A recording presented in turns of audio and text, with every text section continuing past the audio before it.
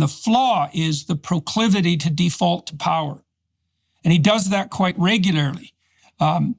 In some of Moses' actions are the kinds of consequences and motivations that someone like Dawkins would point to and say, a God who would produce a motivation that evil is not a God that I'm willing to abide by.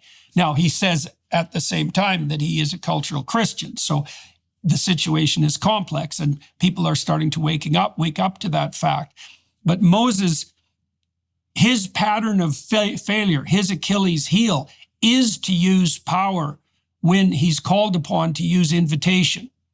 And this is actually fatal in the final analysis. So in Numbers, which is where the story of Exodus basically concludes, Moses has shepherded his people through the desert, which is where you end up with when your tyranny crumbles, right? You end up in the desert, which is why people don't like to let go of their presuppositions. Anyways, he's shepherded through the desert basically for 3 generations, and they're on the border of the promised land. And the Israelites run yet again out of water, and they prevail upon Moses to intercede with God to provide water. And God tells Moses, there's some rocks nearby. You go tell those rocks to deliver the water. You go speak to those rocks properly, and they'll deliver the water that will save your people. And Moses goes to the rocks, and he hits the rocks twice, not once, but twice with his staff. Now, this staff, this is the rod of Asclepius. This is the flag you plant when you establish new territory. This is the liana or vine that connects heaven and earth.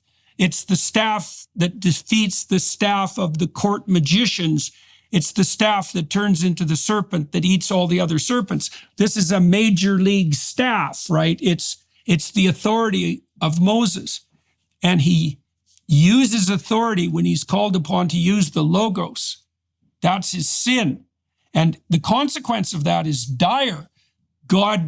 Aaron, so the political arm, dies, and Moses is forbidden from entering the promised land.